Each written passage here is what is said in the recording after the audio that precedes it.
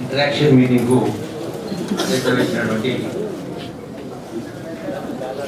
TAF అధ్యక్షులు సుధీర్ రెడ్డి గారు, సహచర మంత్రివర్యులు లక్ష్మారెడ్డి గారు, రాష్ట్ర planning commission vice chairman Niranjan Reddy గారు, అట్లాగే minister of state Shri Srinivas Goud గారు,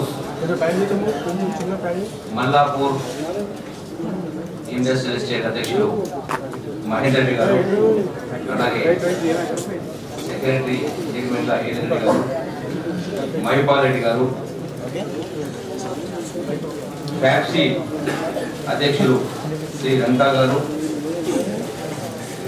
అలాగే నాగేశ్వరరావు గారు, ఏపీకే రెడ్డి గారు, నరేందర్ గారు, రాజమహేందర్ రెడ్డి గారు, శ్రీనివాస్ గారు, సర్దారెడ్డి గారు, లక్ష్మీకాంతయ్య గారు, ఆనంద్ రెడ్డి గారు, వేదిక పెట్టినటువంటి పారిశ్రామికవేత్తలకు, అలాగే ఈ కార్యక్రమం చేసినటువంటి మిత్రులందరికీ, పాత్రికేయులందరికీ కూడా, మీ అందరికీ మీడియా మిత్రులకు కూడా హృదయపూర్వక నమస్కారాలు తెలియజేసుకుంటూ, మనం నానుడు వింటా ఉన్నాం, భారతదేశానికి రైతే వెన్నెముకని. కానీ దాంతో పాటుగా ఈనాడు పారిశ్రామికవేత్తలే నిరుద్యోగ సమస్య పరిష్కారం వలన కావాలన్నా, రాష్ట్ర ఆదాయం పెరగాలన్నా మీరే వెన్నెముక అనేది కూడా ఈ రాష్ట్ర ప్రభుత్వం గుర్తిస్తాం. మరి రాష్ట్రం గౌరవ ముఖ్యమంత్రి గారు పదే పదే చెప్తా ఉన్నారు, తెలంగాణను బంగారు తెలంగాణ తీర్చిదిద్దుదామని. మరి తెలంగాణ బంగారు తెలంగాణ కావాలంటే ఏ ఉద్యమ స్ఫూర్తితోటి యావత్ తెలంగాణను సంఘటిత చేసి రాదు రాదు అన్న తెలంగాణను సాధించుకోవడం జరిగిందో, అదే స్ఫూర్తితోటి, అదే సంఘటితమైనప్పుడే, అదే ఉద్యమ స్ఫూర్తితోటి అందరూ కూడా ముందుకు వెళ్ళినప్పుడే తెలంగాణ రాష్ట్రం బంగారు తెలంగాణ సాధ్యమవుతుంది. మనం ప్రపంచ చరిత్ర చూస్తా ఉన్నాం. మనిషి అనుకుంటే ఈ ప్రపంచంలో సాధించలేని ఏమీ లేదు. ప్రపంచ చరిత్ర చూసినాం, భారతదేశ చరిత్ర చూసినాం, పురాణాలు చూసినాం, నిన్న మొన్నే తెలంగాణ చరిత్ర చూసినాం, మనం సాధించుకున్నాం. అలాగే సమస్యలు పుట్టిన ప్రతి వ్యక్తి నుంచి చచ్చేదాకా సమస్యలు ఉంటాయి. సమస్యలు పరిష్కారం కూడా మనసు ఉంటే మార్గం ఉంటుంది, ప్రతి సమస్యలు పరిష్కారం ఉంది డెఫినెట్ గా. బట్ ఆ కమిట్మెంట్ అనేది ఉండాలా, చేయాలని ఒక తపన ఉండాలా, సాధించాలని తపన ఉంటే డెఫినెట్ గా అది సాధ్యమే. ఇప్పుడు మీరందరూ కూడా చాలా అంశాల గురించి ప్రస్తావించడం జరిగింది. ఈ small and medium scale industry contribution 42% export ఉన్నది. అలాగే జీడిపి కూడా సైజబుల్ కాంట్రిబ్యూషన్, సబ్స్టాన్షియల్ కాంట్రిబ్యూషన్ ఉన్నది స్టేట్ లెవెల్, నేషనల్ లెవెల్. కానీ ఇంతకు మా మిత్రులు దేవి గారు చెప్పినట్టుగా ఈ కంపెనీ ఇంటర్నేషనల్ కంపేర్ చేసినప్పుడు స్టిల్ వ్యాలిటీ లో లెవెల్.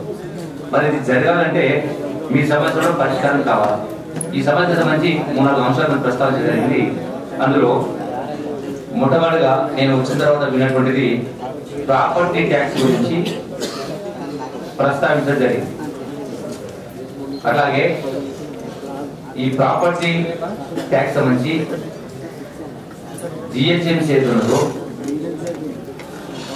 ట్యాక్సెస్ కలెక్ట్ చేస్తా ఉన్నారు కానీ పారిశ్రామికుల ద్వారా, కానీ వాళ్ళ రెస్పాన్సిబిలిటీ మర్చిపోతా ఉన్న ఉద్దేశంతో నేను చంద్రపల్లికి సంబంధించి కూడా association federation or organisation 35% municipal corporation చెల్లించి రిమైనింగ్ 65% ఆర్గనైజేషన్ చేసుకుంటారు.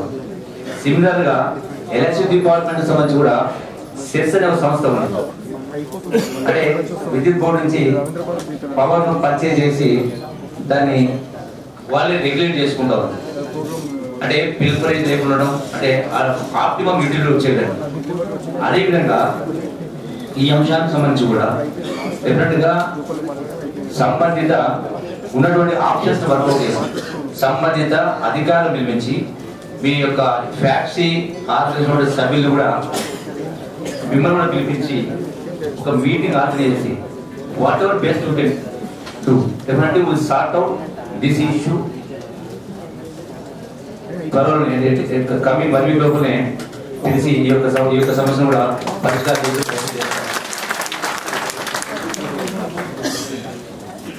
అలాగే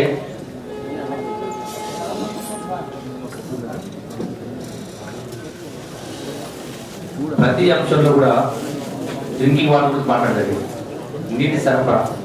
నీటి సరఫరా అనేది మన అన్ని ఉన్నా అన్ని ఉంటే చెప్పినట్టుగా జీవనదులు ఉన్నాయి, కృష్ణా ఉంది, తుంగభద్ర ఉంది, గోదావరి నదులన్నీ ఉన్నాయి.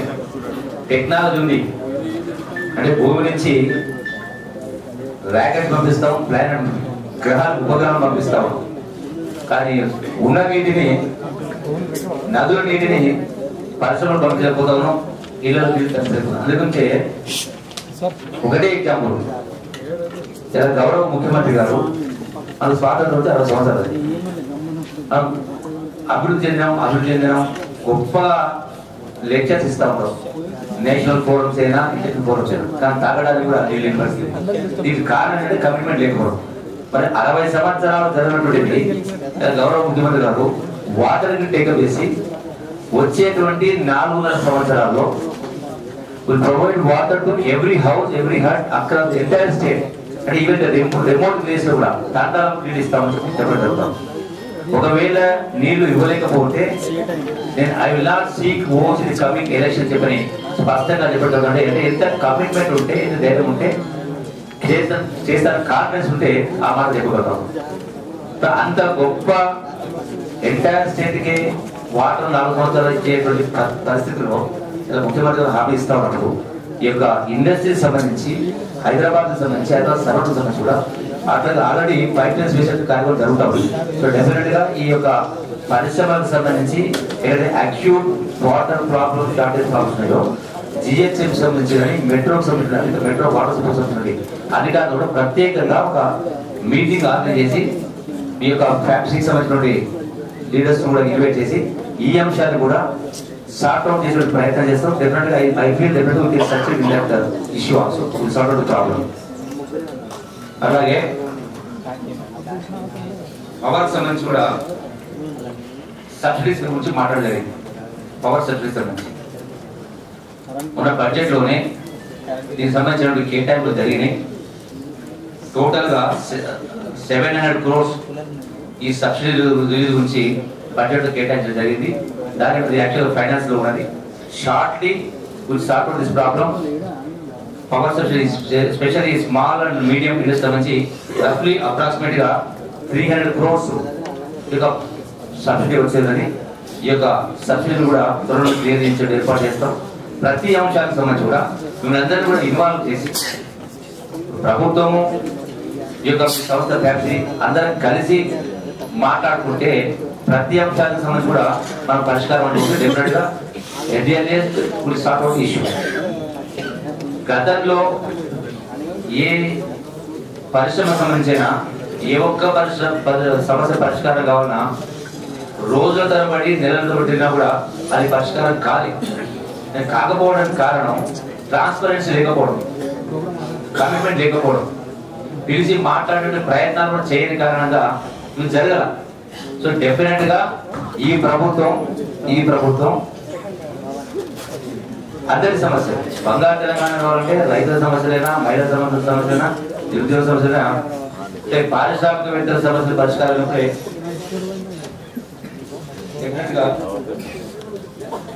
అది కూడా మనం పరిష్కారం చేసుకోవచ్చు. అదేవిధంగా ఎగ్జిస్టింగ్ యూనిట్స్ కు మీకు కావాల్సినటువంటి అదే సబ్సిడీస్ కావచ్చు, పవర్ సంబంధించి కావచ్చు, వాటర్ సంబంధించి కావచ్చు, ఈవెన్ ఎనీ అదర్ ఇష్యూస్ ఉన్నా కూడా రెగ్యులర్ గా ఎవ్రీ మంత్ ఫ్యాక్టరీకి సంబంధించిన ఆర్గనైజేషన్ పిలిపించి సంబంధిత అధికారులను పిలిపించి ఈ ఇష్యూస్ అన్నిటి కూడా సార్ట్ అవుట్ చేసి ఈ ప్రభుత్వం తెలంగాణ ప్రభుత్వంలో ఇంతకుముందు మిత్రులు చెప్పారు ఉద్యమంలో మీరందరూ భాగస్వాం. మీ సమస్య పరిష్కారం అప్పుడే మాకు కూడా గుర్తుండదు. బికాస్ యువర్ కాంట్రిబ్యూషన్ ఉన్నది మీకు. సో డెఫినెట్ గా ఇవన్నీ కూడా మనం పరిష్కారం చేసుకునేటువంటి ఏర్పాటు చేసుకున్నాం త్వరలోనే. అలాగే సిక్యూ ఇండస్ట్రీ ఉన్న ఎగ్జిస్టింగ్ యూనిట్స్ తో సర్వే కావడంతో పాటుగా నేను లాస్ట్ వీకే ఒక రివ్యూ చేయడం జరిగింది. సిక్యూ యూనిట్స్ కూడా ఉన్నాయి. సిక్యూ యూనిట్స్ కూడా ఎందుకు సిక్ అయినాయి, రీజన్స్ ఏంటి, ఆ సిక్యూ యూనిట్స్ ను రెస్టోర్ చేయాలంటే దానికి కావాల్సిన ప్రభుత్వ సపోర్ట్ ఏంటి అనేటువంటి సమాచారం కూడా after the state, not only Hyderabad Nagar district కాకుండా ఆఫ్టర్ ది స్టేట్ మొత్తం ఇన్ఫర్మేషన్ కూడా తెప్పించడానికి ఆ రివ్యూలో అధికారులను ఆదేశించడం జరిగింది. త్వరలోనే ఆ సమాచారం తెప్పించి ఈ సిక్యూరిటీస్ కూడా రివైవ్ చేయాల్సిన అవసరం ఉంది. ఈ మోస్ట్లీ సిక్ అవ్వడానికి కారణం కూడా పవర్ సబ్సిడీ, పవర్ కట్స్, రకాల ప్రాబ్లమ్. ఇందులో మా మిత్రులు లక్ష్మణ్ గారు చెప్పండి, పవర్ ప్రాబ్లమ్స్ సంబంధించి కూడా గతంలో ఈ పవర్ ప్రాబ్లం ఎందుకు వచ్చింది, మనకు 60 సంవత్సరాల సుదీర్ఘ అంటే స్వతంత్ర రాష్ట్రంలో ఉత్పత్తి అయినటువంటి పవర్ మొత్తం కూడా కలిస్తే కేవలం 12,000 మెగావాట్స్.